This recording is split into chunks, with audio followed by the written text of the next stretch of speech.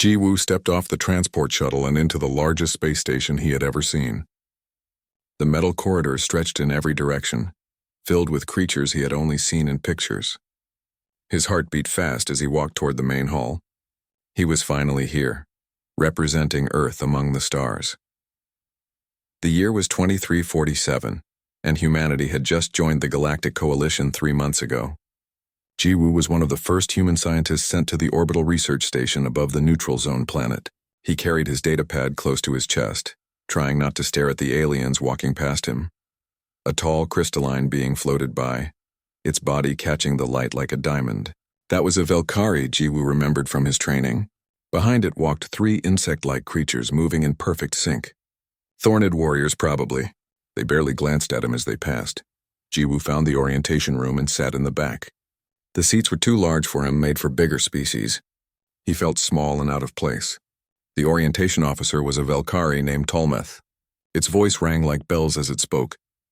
"Welcome to Research Station Omega," Tolmeth said. "Here we study the life forms of the planet below.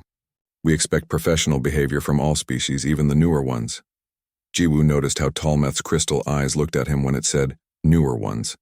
There was no respect there. Just curiosity, like someone looking at a pet. After orientation, Ji-woo had 3 hours before his first lab assignment. He decided to explore the station. The signs were in multiple languages, including Korean, which made him feel a little better. He wandered through the residential areas, the dining halls, and finally found himself near the training facilities. The door was open. Inside, he could hear sounds of movement and machinery. Ji-woo peeked in, curious about what alien training looked like. What he saw made him stop completely. A woman was running through an obstacle course. She was human, he could tell immediately. She was Korean like him, with her dark hair tied back in a tight ponytail. But what caught his attention was how she moved. The course was clearly designed for larger, stronger aliens. Metal bars hung 3 meters high. Walls stood 4 meters tall. Heavy objects blocked the path. Yet she was flying through it all with incredible skill. She didn't try to match alien strength. Instead, she used momentum.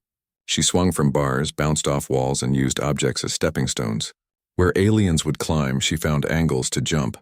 Where they would push through, she found paths around. It was beautiful to watch. Ji-woo found himself staring. He couldn't help it. Her technique was perfect. Every movement had purpose. Every muscle worked in coordination. She made the impossible course look easy through pure human ingenuity. Then she finished the course and landed lightly on her feet. She turned toward the entrance and looked directly at him. Their eyes met. Ji-woo felt his face grow hot. He had been caught staring like an idiot. He started to turn away, mumbling an apology, but she smiled. Not a polite smile. A knowing smirk that said she had noticed him watching and didn't mind at all.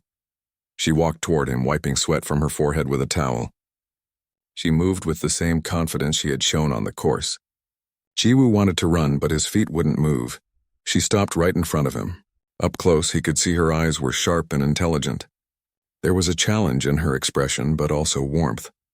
She leaned in slightly and whispered, "You admire what you see, don't you?" Ji-woo's mouth opened, but no words came out. His mind went blank. Was she talking about her technique? Her athletic ability? Or was she teasing him about staring? I was watching your technique," he finally managed to say. "It's very impressive. The way you used momentum and angles instead of trying to overpower the course. Very smart." She laughed, a bright sound that echoed in the training room. "Relax, I'm just playing with you." She held out her hand. "I'm Hana, Combat Engineer, Human Division." Ji-woo shook her hand, grateful for the familiar gesture. "Ji-woo, xenobiologist, also Human Division, obviously." "Obviously," she said with another smile. "So you're one of the science guys. That explains why you were analyzing my technique instead of just watching." "I wasn't just watching," Ji-woo protested, then realized how that sounded. "I mean, I was watching, but I was impressed by your skill. That course is designed for species twice our size." Hana nodded toward the course. "That's exactly why I use it. The aliens here think we're weak because we're smaller. They think our bones break easily and our muscles are pathetic compared to theirs. They're not completely wrong, but they miss the point." "What point?" Ji-woo asked. "That humans don't win through strength alone," Hana said. "We win by being smarter, by adapting, by finding solutions nobody else thinks of. She gestured at the course again. That obstacle course. The Thornid soldiers try to power through it with brute force. Takes them twice as long as me and they still mess up half the time. Jiwoo understood completely. I've been seeing the same attitude in the science division. The Velkari scientists treat my research proposals like they're cute ideas from a child. They think because humans only live about 80 years, we can't possibly understand long-term biological studies. Let me guess, Hana said. They live for 200 years and think that makes them wiser? 300 actually, Jiwoo said. And yes, exactly that. Hana rolled her eyes. Of course. Well, they clearly haven't studied human history. We've survived ice ages, plagues, and nearly destroying our own planet. We've gone from caves to spaceships in just 10,000 years.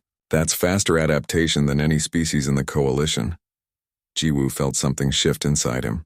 For the first time since arriving at the station, he didn't feel small or out of place. Here was someone who understood. Another human who refused to be looked down on. Are you hungry? Hana asked suddenly. I know a good place in the dining hall that actually serves Earth food. We can complain about condescending aliens together. Jiwoo smiled. That sounds perfect. As they walked out of the training facility together, Jiwoo realized something. Hana had caught him staring, yes. But she hadn't been offended. She had turned it into a connection, a way to meet and talk. She was as clever with people as she was with obstacle courses. He glanced at her as they walked, and she caught him looking again. She raised an eyebrow, that same knowing smirk on her face. Still admiring? She asked. Still impressed, he answered honestly. Good, she said, because we humans need to stick together up here. Something tells me we're going to shake things up around here. Jiwoo didn't know how right she was, but as they entered the dining hall together, two humans among hundreds of aliens, he felt hope for the first time since leaving Earth. Maybe humanity's journey to the stars was just beginning. 3 weeks passed since Jiwoo and Hana first met. They had become friends quickly, bonding over shared meals and shared frustrations. The space station felt less lonely with someone who understood what it meant to be human in a galaxy that didn't take humans seriously. Jiwoo's days in the xenobiology lab were exhausting. He worked alongside scientists from 6 different species, but most of them treated him like an assistant rather than an equal researcher. His ideas were dismissed before he could finish explaining them. His questions were answered with simple words as if he couldn't understand complex concepts. The worst was Tolmeth, the lead Velkari researcher. The crystalline being seemed to find Jiwoo amusing in an annoying way. Whenever Jiwoo suggested a new approach or pointed out a pattern in the data, Tolmeth would make a sound like wind chimes and say something dismissive. Young human, Tolmeth said one day, you must understand that biological systems require centuries of observation to truly comprehend. Your species has only been studying science for what, 200 of your short years? We Velkari have maintained academic records for over 10,000 years. Jiwoo bit his tongue. He wanted to argue that human science had advanced faster in 2 centuries than most species had in millennia. He wanted to point out that humans had figured out genetic engineering, artificial intelligence, and faster-than-light travel all within a few generations. But he knew Tolmeth wouldn't listen. Instead, Jiwoo focused on his own research. He was studying the predators on the planet below, specifically how they adapted to environmental changes. He noticed patterns in their behavior that suggested rapid evolutionary responses. It was fascinating work, but nobody in the lab cared about his findings. Hana faced similar problems in her division. She worked with the coalition military forces, testing equipment and training protocols. The problem was that coalition tactics were all based on the same principle: overwhelming force combined with superior technology. They fight like they're playing a game with rules. Hana explained to Jiwoo during one of their dinners. Everyone lines up, shields at maximum, heaviest weapons forward. Then they march at each other until one side's shields fail. Jiwoo picked at his Earth-style noodles. That works for them? Against each other, sure, Hana said. But what happens when they face an enemy that doesn't fight fair? What happens when someone uses guerrilla tactics, hit-and-run attacks, or psychological warfare? They haven't thought about that, Jiwoo realized. Exactly, Hana said. I tried to suggest adding adaptability training to their programs, teaching soldiers to improvise when their equipment fails or when they face unexpected situations. The Thornid commander looked at me like I had suggested they fight naked. Jiwoo couldn't help but laugh at that image. What did they say? They said coalition soldiers are trained to follow proven strategies developed over thousands of years of warfare, Hana said, imitating the Thornid's clicking voice. They said improvisation is just another word for poor planning. But humans built our entire military history on improvisation, Jiwoo said. We've won wars by being unpredictable, by doing what the enemy didn't expect. Try telling them that, Hana said, frustration clear in her voice. They think Earth's military history is primitive.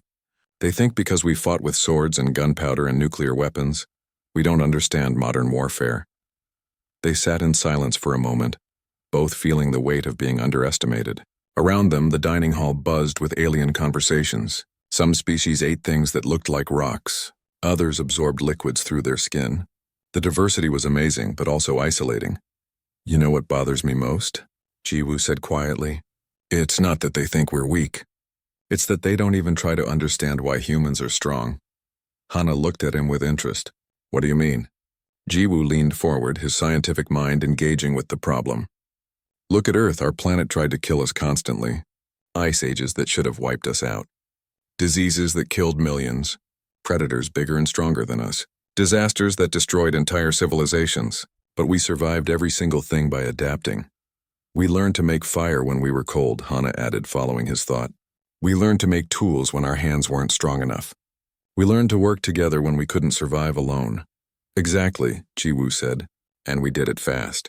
Other species evolved slowly, becoming specialized for their environments. We stayed generalists.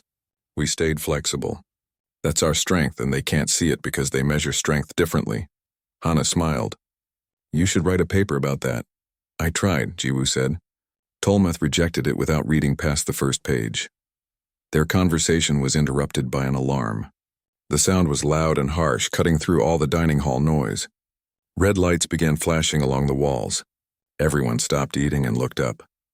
A voice came through the station's communication system.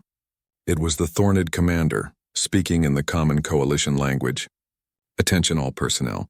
We have received a distress signal from Research Outpost 7 on the planet's surface.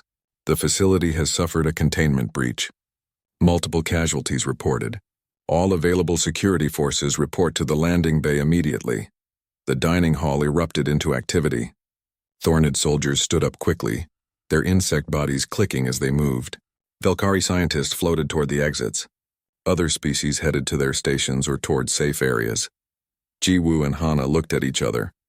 The same thought crossed both their minds. Research Outpost 7, Jiwoo said.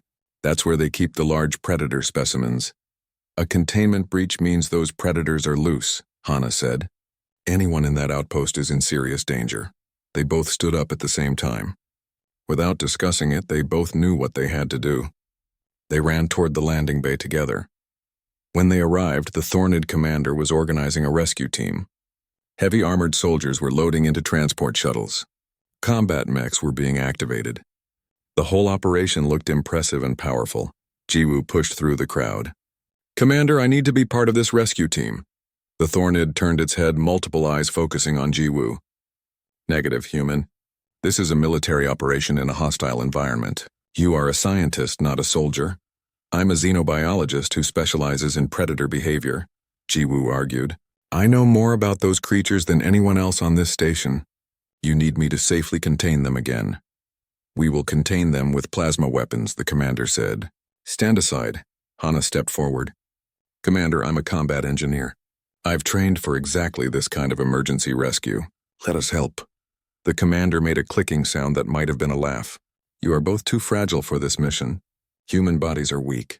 The predators below could tear you apart in seconds. I will not risk your lives. But you'll risk the lives of the scientists trapped down there. Hana shot back. Every minute you waste arguing is a minute those people are in danger. The commander paused, considering. Other aliens were watching now, curious about the humans who dared to argue with a military leader. Finally, the commander spoke. You may come as consultants only. You will stay behind the armored soldiers at all times. You will follow every order without question. If you become a liability, you will be sent back to the station immediately. Understood? Understood, Jiwoo and Hana said together. They boarded one of the transport shuttles. The other passengers were Thornid warriors in heavy armor, carrying weapons bigger than Jiwoo's entire body. The soldiers looked at the two humans with what might have been pity or contempt. It was hard to tell with insect faces. As the shuttle launched from the station and dove toward the planet below, Ji-woo felt his stomach drop. He glanced at Hana, who was checking her equipment with calm efficiency. She caught him looking and gave him a small nod. They were about to prove their worth, or die trying. The shuttle broke through the atmosphere with a violent shaking that made Ji-woo grip his seat. Through the window, he could see the planet's surface rushing up to meet them. Green forests stretched in every direction, broken only by rocky mountains and deep valleys. It would have been beautiful if not for the black smoke rising from one area. Research Outpost 7. The pilot brought them down in a clearing about 200 meters from the damaged facility. As the shuttle doors opened, Ji-woo felt the planet's hot, humid air hit his face. The gravity was slightly heavier than Earth's. He could hear strange sounds from the forest, animal calls that were nothing like anything on Earth. The Thornid commander marched down the ramp first, followed by 20 armored soldiers. Their metal boots made the ground shake slightly. Ji-woo and Hana came last, feeling very small next to the alien warriors. The outpost looked terrible. One entire wall had collapsed. Scorch marks covered the remaining walls. Equipment lay scattered everywhere. And there was blood. Dark stains on the ground that could have been from humans or aliens. Secure the perimeter, the commander ordered. Combat formation. Advance slowly. The Thornid soldiers formed a tight line, shields raised and weapons ready. They began moving toward the outpost with mechanical precision. Each step was measured and controlled. It was impressive to watch, but Ji-woo saw the problem immediately. They're too slow, he whispered to Hana. And too loud. And too predictable, Hana whispered back.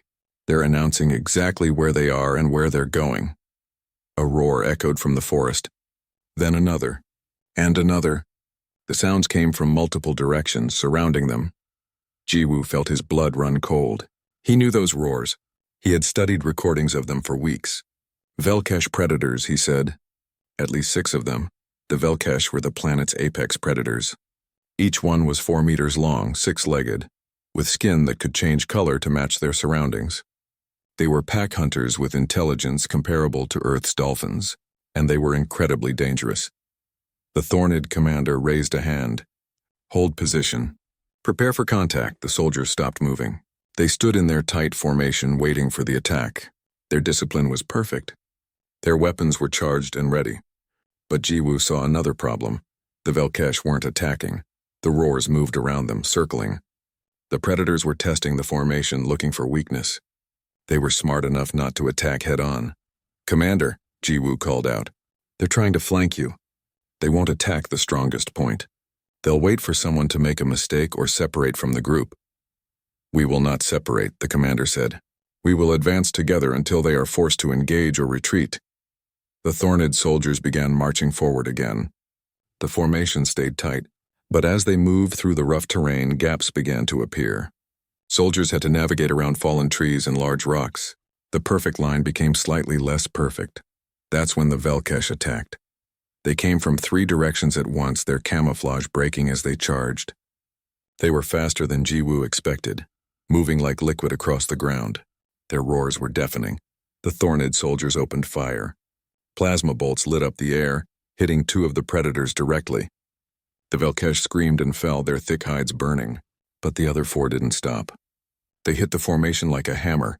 Shields sparked as massive claws struck them. Soldiers were knocked back by the impact. One Thornid went down, his shield failing under repeated strikes.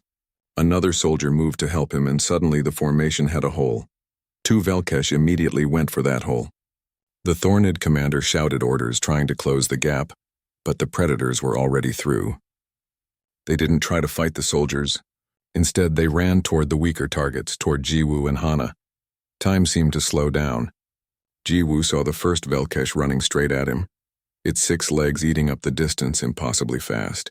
Its jaws opened, showing teeth designed to crush bone. He couldn't move. His body was frozen in fear. Then Hana slammed into him from the side, knocking him out of the way. They rolled together across the rough ground. Ji-woo felt rocks scrape his arms and back. When they stopped rolling, Hana was already on her feet, pulling him up. "Run!" she shouted. "Into the forest!" But the commander said stay behind the soldiers. Ji-woo protested, still dazed. The soldiers can't protect us right now, Hana said, dragging him toward the trees. Move, they ran. Behind them, Jiwoo could hear the sounds of battle. Plasma weapons firing. Velkesh roaring. The commander shouting orders. But he focused on running, following Hana as she led them into the dense forest. The Velkesh followed. Jiwoo could hear them crashing through the undergrowth, their breathing like steam engines. They were faster than humans, much faster. But Hana didn't run in a straight line. She zigzagged between trees, jumped over roots, and ducked under low branches. She made the Velkesh work for every meter. There, Hana pointed to a rocky outcrop ahead. Get behind those rocks. They scrambled behind the rocks just as the first Velkesh burst into the clearing. It stopped, looking around with intelligent eyes. Its skin began changing color, matching the forest around it. Soon it was nearly invisible. Jiwoo held his breath. His heart pounded so hard he was sure the creature could hear it. Next to him, Hana was slowly pulling something from her belt. A small plasma pistol, standard issue for station personnel. The Velkesh moved closer. Its head swung back and forth, searching. It knew they were here somewhere. Jiwoo could smell it now, a strong musk like wet fur and meat. Then a second Velkesh appeared, joining the first. They made clicking sounds to each other, communicating. They were coordinating their search. Hana leaned close to Jiwoo's ear and whispered so quietly he almost couldn't hear. When I move, run left. There's a gap in the rocks. Get to the outpost. What about you? Jiwoo whispered back. I'm going to give you a chance to run, she said. Then before he could argue, she stood up and fired her plasma pistol. The bolt hit the nearest Velkesh in the shoulder. The creature roared in pain and anger. Both predators immediately focused on Hana. She ran right away from Jiwoo, firing 2 more shots to keep their attention. It worked. The Velkesh chased after her, ignoring Jiwoo completely. Jiwoo wanted to help her. Every instinct told him to go after her. But he also knew that would waste the chance she had given him. So he ran left toward the outcrop gap, hating himself for leaving her. He burst out of the rocks and saw the outpost ahead. The Thornid soldiers had driven off the remaining Velkesh and were regrouping. The commander saw him and made an angry clicking sound. Where is the female human? The commander demanded.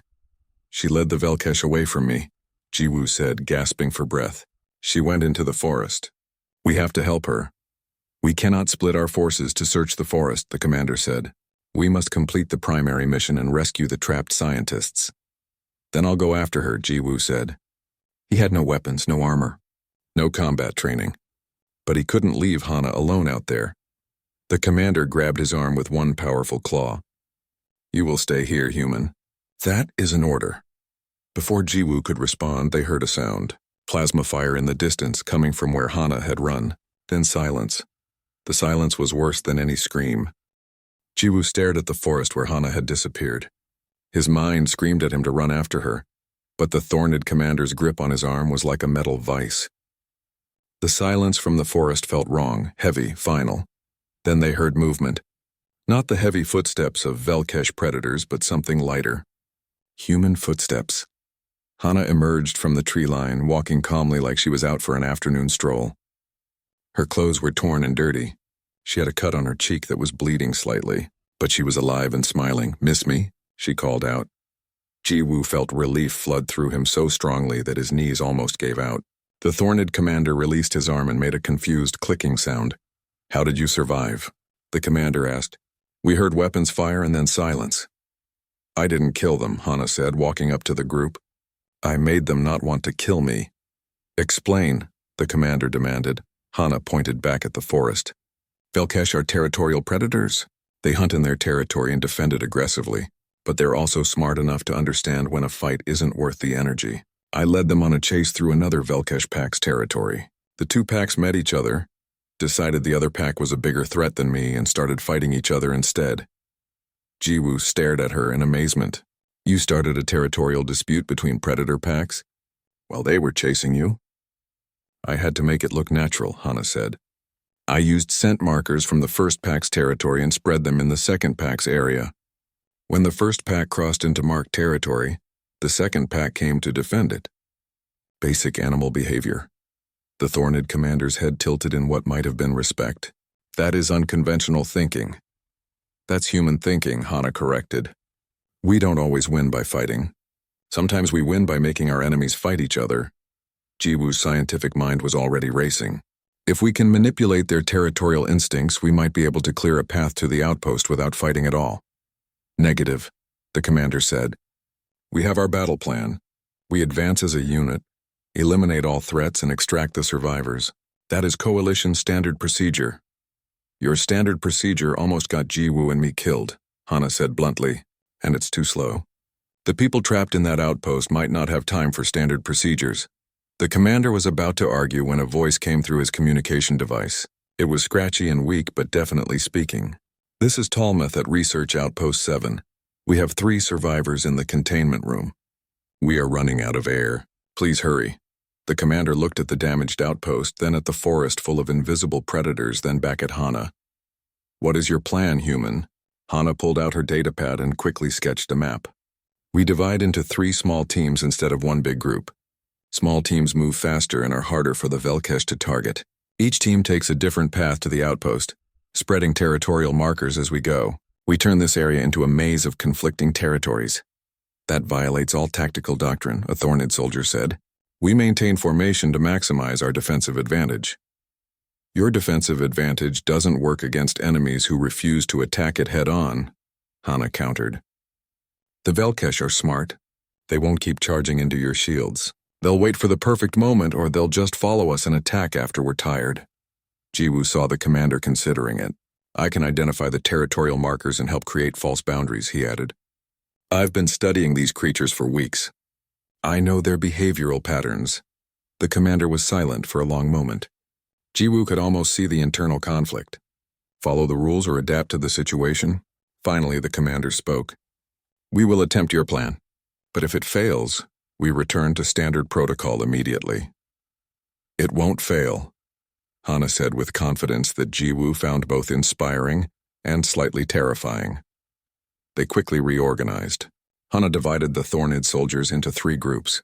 She gave each group clear instructions on how to move through the forest. Stay quiet, use cover, and don't engage unless absolutely necessary. Jiwoo worked with sonic emitters from their equipment, programming them to emit frequencies that mimicked Velkesh territory warnings. Hana found containers of chemical compounds in the damaged outpost and created false scent markers. Together they made the tools needed to trick the predators. The first team moved out, led by Hana herself. She moved through the forest like she had been born there, placing sonic emitters in strategic locations. Jiwoo followed with the second team, marking trees and rocks with scent compounds. The third team, led by the commander, followed a wider path with the heavy equipment. It was working. Jiwoo could hear Velkesh moving in the forest, but they weren't attacking. They were confused by the false territories. Packs were encountering markers that didn't belong and stopping to investigate. Some were even starting to fight with each other over the disputed areas. Jiwoo found himself impressed by how quickly the Thornid soldiers adapted to the new tactics. They were trained to follow orders, and once they understood the strategy, they executed it perfectly.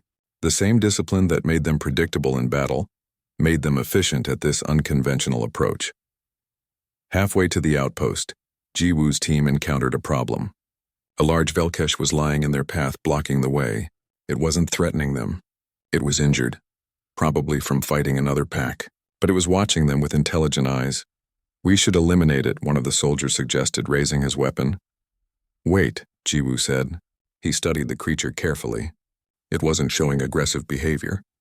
Its ears were back, not forward. Its body language suggested it was defensive, not predatory. It's not hunting. It's protecting itself. If we attack, its roar will alert every Velkesh in the area. Then how do we pass it? The soldier asked. Jiwoo thought back to his research. Velkesh were territorial but not mindlessly aggressive. They responded to body language and showed submission to stronger pack members. We show submission, he said. We move slowly, keep our bodies low, don't make direct eye contact. We show that we're not a threat to its territory. The Thornid soldiers looked at each other in confusion. Their entire military culture was based on showing strength, never weakness. But Jiwoo was already demonstrating, crouching low and moving sideways past the Velkesh while keeping his eyes on the ground. The predator watched but didn't attack. It made a low rumbling sound, almost like a warning, but remained where it was. One by one, the soldiers copied Jiwoo's movements. They moved past the injured Velkesh without incident. Once they were clear, the creature relaxed and returned to licking its wounds. That was effective, the Thorned soldier admitted. They reached a clearing near the outpost. The other two teams were already there. Hana waved at Jiwoo with a grin on her face. She had dirt on her face and her clothes were even more torn, but her eyes were bright with excitement. Your territorial trick is working better than I expected, she said. I counted at least 4 different pack fights on the way here. The Velkesh are so busy defending their territories from each other that they forgot about us, Jiwoo said. The commander approached them. We have reached the outpost. The survivors are sealed in the containment room. We must extract them quickly before the predators realize they've been deceived. They probably already know, Hana said. They're smart.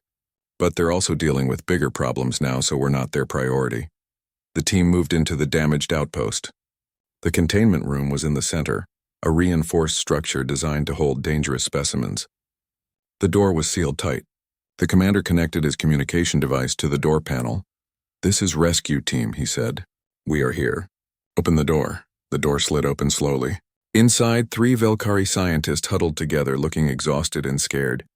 One of them was Tolmeth, the same crystalline being who had dismissed Jiwoo's research for weeks. Tolmeth's eyes focused on Jiwoo. You came, it said, sounding surprised. The human scientist who I doubted came to rescue me. Jiwoo didn't know what to say to that, so he just helped Tolmeth stand up. The Velkari was injured. One of its crystalline arms cracked and leaking energy. We need to leave immediately, Hana said. The Velkesh territorial disputes won't last forever. But as they stepped back outside, Jiwoo heard a sound that made his blood freeze. A long, powerful roar that was different from the others, deeper, more commanding. It was answered by dozens of other roars from all directions. What is that? The commander asked. Jiwoo knew exactly what it was. The Alpha. The pack leader. It's calling all the Velkesh together. Why would it do that? A soldier asked. Hana answered before Jiwoo could. Because it figured out what we did. It's uniting all the packs against the common enemy. Against us. The Alpha's roar echoed across the forest like thunder. Jiwoo watched as shapes began emerging from the trees. Velkesh predators, dozens of them, surrounding the outpost from every direction. Their camouflage flickered as they moved, making them appear and disappear like ghosts. Form defensive positions, the Thorned commander ordered. The soldiers quickly created a circle around the outpost entrance, shields raised and weapons ready. We will hold this position until extraction arrives. How long until extraction? Hana asked. 15 minutes, the commander said. Jiwoo looked at the approaching predators. There had to be at least 30 of them, maybe more. Their territorial disputes had ended the moment the Alpha called them together. Now they moved with unified purpose, closing the circle tighter with each passing second. We don't have 15 minutes, Jiwoo said. They're going to attack any moment. Tolmeth leaned against the outpost wall, its crystalline body dim from injury. This is my fault, it said quietly. I designed the containment system. I thought it was perfect. I thought I understood everything about these creatures. I was wrong. Understanding comes from observation and adaptation, Jiwoo said, helping steady the Velkari scientist. Not from assuming we know everything. The first wave of Velkesh charged. They came from 3 sides at once, coordinated and fast. The Thorned soldiers opened fire, plasma bolts lighting up the clearing. Several predators fell, but others dodged or used their fallen pack members as shields. They were learning from each attack. Ammunition status. The commander called out. 60%, a soldier reported. 55%. 50%. The numbers kept dropping. Every wave of Velkesh cost them precious ammunition. The creatures weren't mindlessly attacking anymore. They were testing the defenses, probing for weaknesses, forcing the soldiers to spend ammunition. They're being tactical, Hana observed. The Alpha is controlling them. Jiwoo searched for the Alpha in the mass of predators but couldn't identify it. The creature was smart enough to stay hidden while directing its pack. We can't win by fighting, he said. They outnumber us and they're adapting to our tactics. Then what do you suggest? The commander asked, firing at another charging Velkesh. Jiwoo's mind raced. He thought about everything he knew about Velkesh behavior. They were territorial predators. They were intelligent pack hunters. They responded to the Alpha's commands. But there was something else, something he had read in the old research notes. They're not just defending territory, Jiwoo said suddenly. They're defending their home. The outpost is built on what used to be their primary nesting ground. We didn't just invade their territory. We built over their home and took their young for research. How does that help us? A soldier asked while reloading his weapon. It means they don't want to fight us, Jiwoo explained. They want us gone. They want their home back. Hana understood immediately. So we give it to them. What? The commander's insect head swiveled toward them. This is a valuable research facility. It contains years of scientific data and expensive equipment. It contains things they want more than we do, Hana said. She turned to Jiwoo. The containment cells. Are there still specimens inside? Yes, Tolmeth answered. We couldn't evacuate the juvenile Velkesh. They're still in the lower containment area. Jiwoo felt pieces clicking together in his mind. That's why the Alpha united all the packs.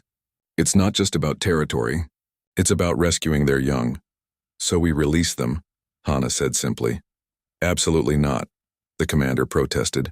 Those specimens are vital research subjects, and releasing them might make the predators more aggressive. Or it might make them leave us alone, Hana countered. Right now we're enemies holding their children hostage. If we release them, we're no longer a threat. Another wave of Velkesh attacked. This time they broke through the shield wall on one side. A thorned soldier went down, his armor crushed by powerful jaws. 2 other soldiers dragged him back while others closed the gap. But the defensive circle was getting smaller. 30% ammunition, a soldier reported. The commander looked at his fallen soldier, then at the mass of predators, then at Jiwoo and Hana. If your plan fails, we will all die. If we keep fighting, we'll die anyway, Hana said. At least this way we have a chance. The commander made a clicking sound that might have been a sigh. Do it quickly! Jiwoo and Hana ran into the outpost with 2 soldiers as escorts. They found the lower containment area easily. The juvenile Velkesh were in reinforced cells, each about half the size of an adult. There were 5 of them, and they made distressed sounds when they saw the humans. Poor things, Hana said, studying the control panel. They've been separated from their pack since birth. Jiwoo found the master release control. His hand hesitated over the button. This went against every scientific protocol. These specimens represented years of research. But he thought about Tolmeth's arrogance, about how the researchers had taken these creatures from their families without considering the consequences. He pressed the button. The containment cells opened. The juvenile Velkesh tumbled out, confused at first. Then they smelled the air and heard the sounds of battle outside. They ran toward the exit, making high-pitched calls. Get back, Hana warned, pulling Jiwoo against the wall as the juveniles rushed past them. They followed the juveniles back outside. What they saw made Jiwoo's heart pound with fear and hope in equal measure. The juvenile Velkesh had emerged into the clearing. The adult predators immediately stopped attacking. Every head turned toward the young ones. The juveniles called out and adults responded with gentle rumbling sounds. The alpha finally revealed itself. It was enormous, nearly twice the size of the other adults, with scars across its body that spoke of many battles. It approached the juveniles slowly, touching each one with its massive head in what was clearly affection. Then the alpha turned to look at the human and alien group. Its eyes were intelligent and calculating. For a long moment nobody moved or breathed. The alpha made a sound, not a roar, but something softer. The other Velkesh began backing away, following their young into the forest. Within minutes, the clearing was empty except for the rescue team. They're leaving, a thorned soldier said in disbelief. We gave them what they wanted, Hana said. We stopped being threats. The extraction shuttle appeared in the sky, coming down to land in the clearing. The team quickly boarded, carrying the injured Velkari scientists. As the shuttle lifted off, Jiwoo looked down at the forest. He could see Velkesh moving below, packs reuniting with their returned young. Inside the shuttle, Tolmeth approached Jiwoo. The Velkari scientist's crystalline body still flickered with injury, but its voice was strong. I owe you an apology, young human, Tolmeth said. I dismissed your research about rapid adaptation and behavioral flexibility. I thought my centuries of experience meant I understood everything. But today you showed me that understanding comes from being willing to change, to see things differently. Your human perspective saved all our lives. Jiwoo didn't know what to say. He had wanted recognition from the Velkari for weeks, but now that he had it, all he felt was tired. Thank you, he finally said. But Hana deserves just as much credit. She was the one who understood how to use unconventional tactics. Tolmeth turned to Hana. You are both remarkable examples of your species. I have lived for 300 years and thought I had seen every form of intelligence. But humans think in ways we do not. You adapt faster than any species in the coalition. You find solutions where others see only problems. Hana smiled, but Jiwoo could see she was just as exhausted as he felt. We do what we have to do to survive. The Thornid commander stood up from his seat.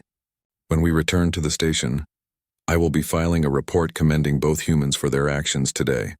Your tactics were unorthodox but effective. You saved lives that would have been lost following standard protocols.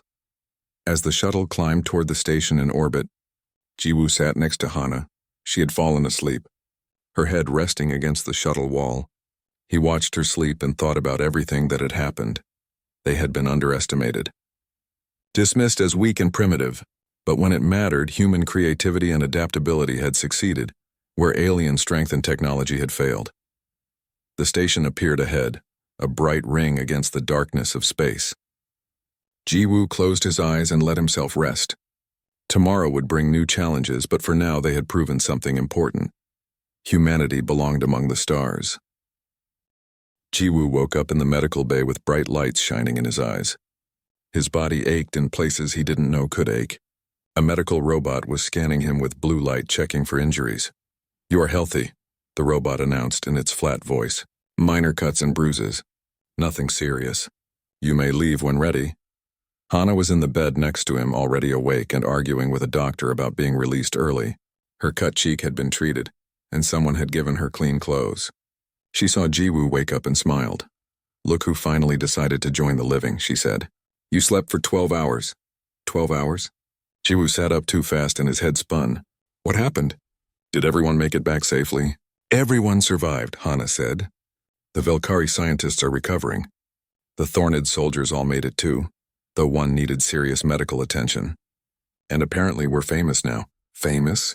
"The commander's report went to the Coalition Military Council," Hana explained. "Our tactics are being studied by military strategists across 6 different species. They're calling it the human method." Jiwoo processed this information slowly. "They're actually taking us seriously now?" "Finally," Hana said with satisfaction. "Took almost dying to prove we're not just cute primitive aliens." Over the next few days, Jiwoo saw the change firsthand. When he returned to the xenobiology lab, Tolmeth greeted him with respect instead of dismissal. The other scientists actually listened when he spoke. His research proposals were no longer rejected without reading. "I would like you to present your findings to the full research council," Tolmeth said one morning. "Your work on adaptive behavior and rapid evolution deserves serious consideration." Jiwoo spent a week preparing his presentation. He focused on how human evolution had been shaped by constant environmental challenges, how humans had survived by being flexible generalists rather than specialized experts, how this made humans uniquely suited for exploring and adapting to new environments. The day of the presentation arrived. The research council chamber was filled with scientists from a dozen different species. Velkari crystalline beings floated near the ceiling. Thornid researchers sat in specially designed chairs. Other species Jiwoo still didn't know the names of filled the remaining seats. He stood at the front with his data displayed on holographic screens. His hands shook slightly, but his voice stayed steady. "For thousands of years, humans faced extinction events that should have wiped us out completely," Jiwoo began. "Ice ages, droughts, volcanic winters, disease, predators. Each time, instead of evolving specialized traits, we evolved the ability to adapt quickly through intelligence and creativity." He showed graphs and data comparing human adaptation speed to other species. The numbers were striking. Where other species took thousands of generations to adapt to environmental changes, humans could adapt within a single generation through learning and technology. "This is our strength," Jiwoo continued. "We are not the fastest or strongest. We are not the longest lived or most technologically advanced, but we can learn from any situation and apply those lessons immediately. We can imagine solutions that don't exist yet and make them real." The council asked questions, hard questions, but Jiwoo had answers. He had lived those answers on the planet's surface, using human thinking to solve problems that coalition methods couldn't handle. When he finished, the council members consulted with each other in various languages and communication methods. Finally, Tolmeth spoke for the group. "Your research is approved for full funding," the Velkari said. "We also wish to create an exchange program where human scientists can work directly with coalition researchers to share perspectives and methodologies. Your species thinks differently than we do, and that difference is valuable. Jiwoo felt a weight lift from his shoulders that he hadn't realized he was carrying. Recognition, respect. Finally. Meanwhile, Hana was experiencing her own changes. The coalition military had requested her to develop a training program based on human combat principles. She stood in a large training room surrounded by soldiers from multiple species. Most of you are stronger than humans, Hana told the assembled soldiers. Most of you have better natural armor, better weapons, better shields. But strength alone doesn't win every fight. She demonstrated scenarios where smaller forces defeated larger ones through surprise, deception, and superior positioning. She showed how mobility could overcome armor, how psychological warfare could defeat superior numbers. The Thorned commander attended every session, taking notes and asking questions. These tactics feel dishonorable at first, he admitted. We are trained to face our enemies directly with full strength. But I understand now that different situations require different approaches. It's not about honor, Hana explained. It's about survival. Humans learned these tactics because we had to. When you're facing an enemy stronger than you either adapt or you die. We chose to adapt. One day a young Thorned soldier asked, "But how do you train for every possible situation?" "There are infinite scenarios. You don't train for every situation," Hana said. You train to think creatively under pressure. You train to improvise. You train to use whatever resources you have in unexpected ways. That's the real human advantage. We're comfortable with not having a plan, as long as we can make one up as we go. Word of the human training method spread. Soon, officers from other coalition stations were requesting transfers to Omega Station just to learn from Hana. She was promoted to Senior Tactical Advisor, a position usually reserved for species with centuries of military tradition. One evening, Jiwoo and Hana met at their favorite spot in the observation deck. They hadn't had much time together recently, both busy with their new responsibilities, but they made time tonight. "Remember when we first met?" Hana asked, looking out at the stars. "You were watching me run that obstacle course." "I remember you catching me watching," Jiwoo said with a smile. "You asked if I admired what I saw. And you said you admired my technique," Hana laughed. "So diplomatic. Were you really just watching my technique?" Jiwoo felt his face grow warm. "At first maybe not just the technique. But then I saw how you moved. How you thought, how you refused to let the course beat you just because it was designed for bigger species. That's when I really started to admire you." Hana turned to look at him. "You know what I saw when I noticed you watching?" "What?" "I saw someone who actually looked at me like I was impressive," Hana said. "Not cute, not weak, not just a novelty. You looked at me like you were studying something remarkable. That's when I decided I liked you." Jiwoo met her eyes. "I did find you remarkable. I still do. Watching you work during the rescue mission, seeing you command those soldiers like you were born to lead them. You're incredible, Hana." "We're incredible," she corrected. "What we did down there, we did together. Your brain and my tactics, your understanding of behavior and my combat skills. We complement each other. Like humans complement the coalition," Jiwoo said thoughtfully. "They have strength and technology and centuries of experience. We have adaptability and creativity and the willingness to try new things." "Exactly," Hana said, "and they're finally starting to see it." They sat in comfortable silence for a while, watching ships come and go from the station. The observation deck was busy tonight, filled with aliens from many worlds. But Jiwoo noticed something new. The aliens no longer stared at humans like they were curiosities. Now they nodded in greeting. Some even approached to ask questions about human methods and human thinking. "Things are changing," Jiwoo said. "Things have changed," Hana corrected. "We changed them. One rescue mission at a time." A message came through on both their datapads simultaneously. It was from the Coalition Council, the highest governing body of all member species. Jiwoo read it with growing excitement.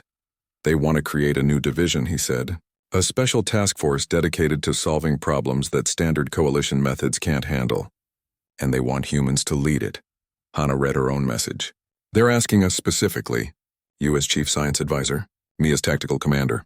They want us to recruit a team and take on missions across coalition space. Would you want to do that?" Jiwoo asked. "Leave the station, travel to different worlds, face unknown challenges." Hana's eyes sparkled with excitement. "Are you kidding?" That sounds perfect. What about you? Would you give up your comfortable lab? Jiwoo thought about it for exactly 2 seconds. Yes, absolutely yes. I didn't come to space to hide in a lab. I came to explore, to discover, to push boundaries. Then we're doing this, Hana said. She held out her hand. Partners? Jiwoo took her hand. Her grip was strong and warm. Partners. They stayed on the observation deck for hours, planning their future. They talked about what kind of team they would need, what skills would complement their own, what challenges they might face. But mostly they just enjoyed being together. Two humans who had proven their worth and earned their place among the stars. Below them, through the transparent floor of the observation deck, the planet rotated slowly. The very planet where they had nearly died and where they had proven that humanity had something valuable to offer the galaxy. You know, Hana said quietly, I'm glad you were watching me that day. I'm glad you caught me, Jiwoo replied. 3 months passed like a dream. Jiwoo and Hana spent every day building their new team and preparing for their first mission. The coalition had given them resources, authority, and freedom to recruit whoever they wanted. More importantly, they had given them trust. The special task force grew slowly. They recruited a Velkari scientist named Ren, who had studied human methods and wanted to learn more. A young Thornid warrior named Kez joined them, eager to master the tactical flexibility that Hana taught. They found a pilot from a species called the Vith, small bird-like creatures with incredible reflexes. Slowly, they built a team that combined alien strengths with human thinking. Today was their departure day. The entire station had gathered in the main docking bay to see them off. It was a ceremony that surprised both humans. They hadn't expected such attention. Tolmeth spoke first, its crystalline voice ringing across the bay. 3 months ago, I was trapped on a planet's surface, certain I would die. I was rescued by methods I had dismissed as primitive. By thinking I had called inferior, I learned a valuable lesson about arrogance and assumption. These humans taught me that wisdom is not about how long you have lived, but about how willing you are to learn. The Thornid commander spoke next. I have served in the coalition military for 40 years. I have led soldiers in 12 campaigns. I thought I understood warfare completely. Then a human engineer showed me that I understood only one type of warfare. She taught me that true tactical mastery is not about having the perfect plan, but about adapting when plans fail. My soldiers are better warriors because of what she taught us. Other speakers followed, scientists who had worked with Jiwoo, soldiers who had trained with Hana, even station administrators who had watched the humans transform how the coalition approached problems. Each one shared stories of how human methods had changed their thinking. Finally, it was time for Jiwoo and Hana to speak. They stood together at the front of the gathered crowd. Jiwoo felt nervous with so many eyes watching him, but Hana squeezed his hand and he felt steadier. When we arrived at this station, Jiwoo began, we were treated like children, interesting children maybe, clever children, but still children who didn't really understand the adult world of galactic civilization. Some aliens in the crowd shifted uncomfortably at this, but Jiwoo continued. We don't blame anyone for that view. Humans are new to the galaxy. We have only been in space for a short time compared to most of you. We don't have ancient civilizations or 1,000-year-old traditions. What we do have is something just as valuable. He paused, looking around at all the different species. We have the experience of surviving impossible odds through adaptation. Every species here evolved to fit their environment. Humans evolved to change our environment to fit us. That difference in thinking is what we brought to the coalition. Hana took over. The coalition is powerful. It has technology beyond anything Earth could have imagined. It has species with abilities humans will never possess. We are not here to replace any of that. We are here to add to it, to bring a different perspective, to show that there are many ways to solve problems and sometimes the newest way is just as valid as the oldest way. She looked at the soldiers who had trained under her. You taught me that discipline and honor are powerful forces. I taught you that flexibility and creativity can make you stronger. Neither way is wrong. Both ways together are better than either way alone. Jiwoo nodded. That's what we hope to prove with this task force. That combining different types of thinking, different approaches, different perspectives makes everyone stronger. Humans don't have all the answers, but neither does any single species. Together we can solve problems that would defeat us separately. The crowd was silent for a moment. Then Talmuth began a slow chiming sound that other Velkari joined.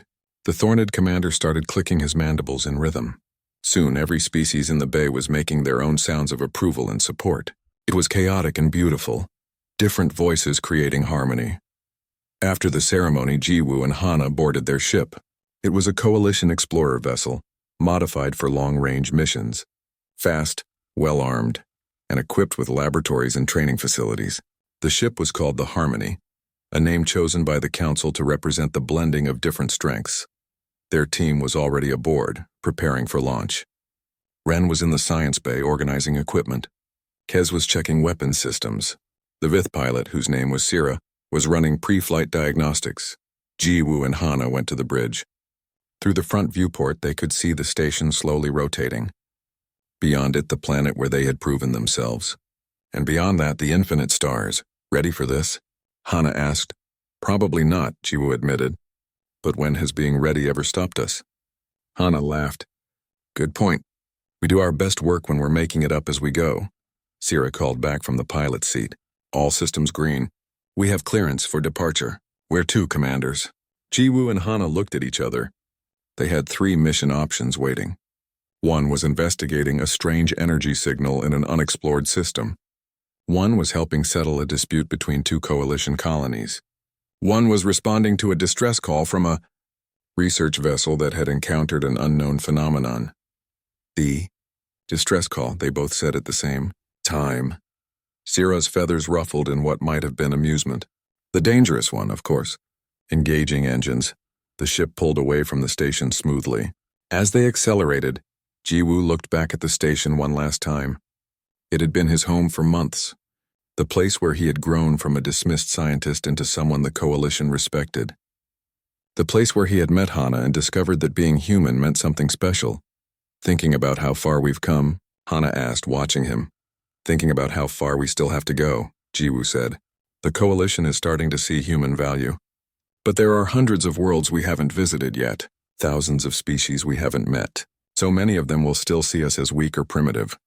Then we'll prove them wrong too, Hana said confidently. One mission at a time. One impossible problem at a time. Ren came to the bridge, carrying datapads. I have been analyzing the distress call. The research vessel was studying a spatial anomaly that appears to violate known physics.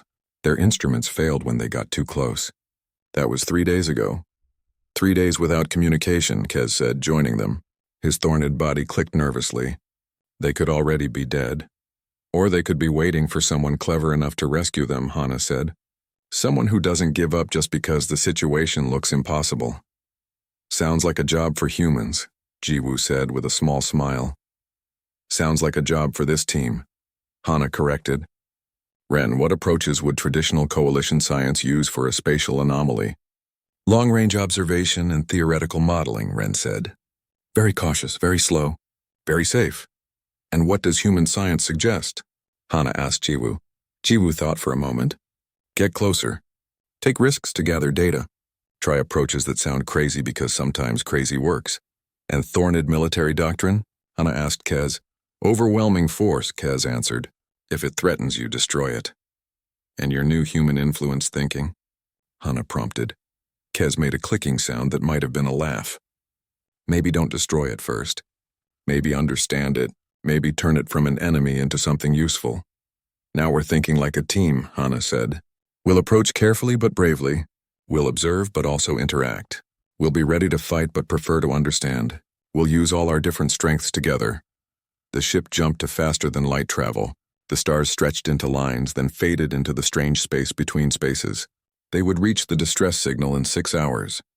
Jiwoo and Hana stood on the bridge, watching the strange colors of faster-than-light space. The rest of the team had gone to prepare, leaving them alone for a moment. Are you scared? Jiwoo asked quietly. Terrified, Hana admitted. This is real now. Lives depending on us. Unknown dangers. No safety net. But you're going anyway. Of course I'm going anyway, Hana said. Being scared doesn't mean being stopped. That's another human trait, isn't it? We feel fear and we do the thing anyway. Jiwoo nodded. Courage isn't the absence of fear. It's being afraid and moving forward regardless. Exactly, Hana said. She turned to look at him directly. Thank you, by the way. For what? For watching me that first day, Hana said. For admiring what you saw. For seeing me as capable instead of fragile. For being my partner in all of this. Jiwoo felt his face warm, but he didn't look away. Thank you for catching me watching. For challenging me. For showing me that being human means never accepting that something is impossible. She stepped closer. When we get back from this mission, when we have some downtime, I'd like to spend that time with you. Not as partners planning strategy. Just as two people who enjoy each other's company. I'd like that too, Jiwoo said softly. They stood close together, looking out at the impossible colors of faster-than-light space. Two humans from Earth, now traveling through the galaxy on a ship crewed by multiple species, heading toward an unknown danger to rescue strangers they had never met. This was humanity's promise to the galaxy. Not to be the strongest or the smartest, not to have all the answers or perfect solutions,